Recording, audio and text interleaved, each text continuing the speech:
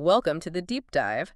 You've sent in some really interesting sources looking into happiness, what it actually is and how people even study it. Yeah, So today, our mission is to sort of unpack some of that complexity around this, well, pretty elusive concept. it really is elusive. And I think the first thing that jumps out is just how many definitions there are. Absolutely. Your sources show it clearly.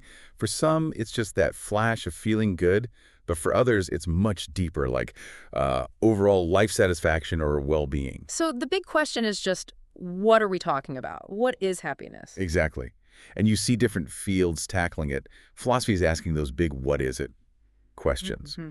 Is it just a feeling inside us? Or is it about living a good life, that whole eudaimonia idea? Right, the flourishing concept. And Yeah. then you've got psychology trying to measure it Yeah. scientifically. Yeah, looking at what they call subjective well-being, or Yeah. SWB, basically trying to get a handle on how people actually rate their own lives. Okay, so maybe let's start with some of those philosophical takes.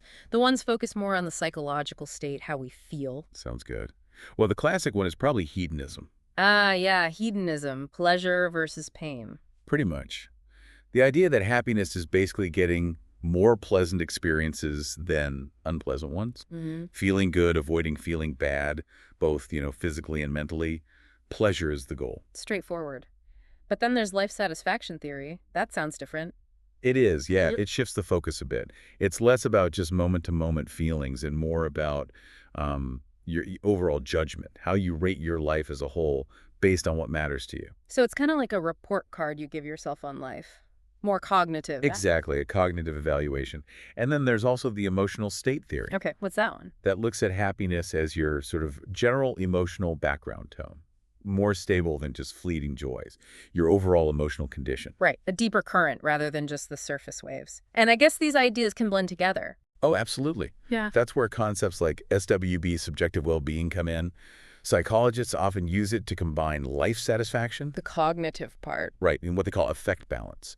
So basically, how many positive versus negative emotions you tend to experience. Gotcha. So that covers the sort of feeling side. What about that other philosophical angle, happiness is well-being or flourishing, the eudaimonia thing? Yes, eudaimonia.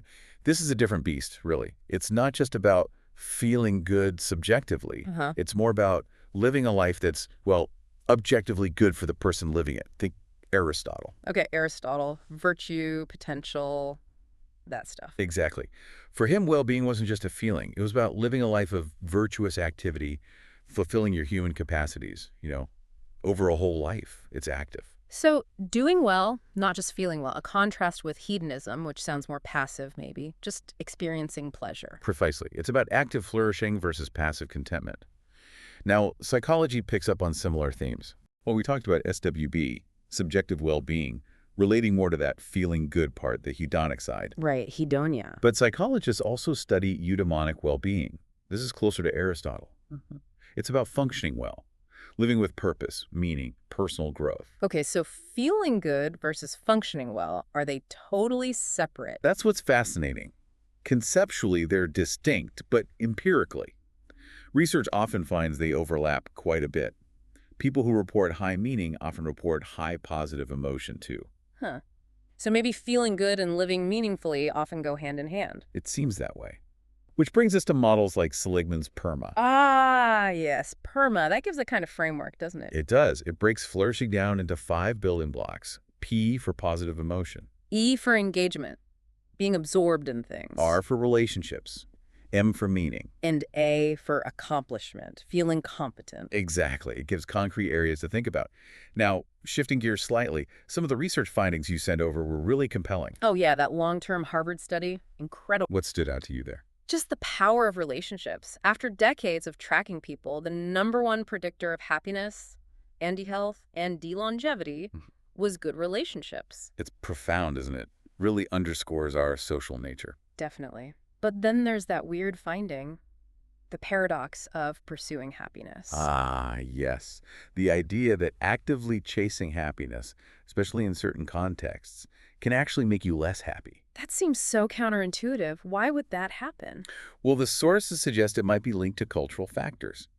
In very individualistic cultures, the focus is often on the self, personal feelings, personal achievement. Right. And sometimes that intense self-focused pursuit of feeling good can increase pressure, maybe disappointment, or make people less connected. Whereas in collectivistic cultures, it's different. It often is.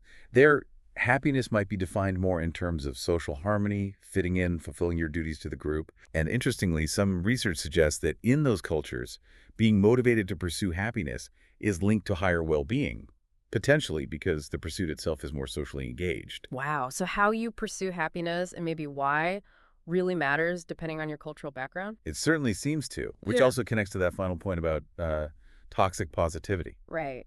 The pressure to always be positive, even when you're not feeling it. Yeah, and the harm that can do. Trying to suppress genuine negative emotions because you feel you should be happy, Hmm. that's not healthy.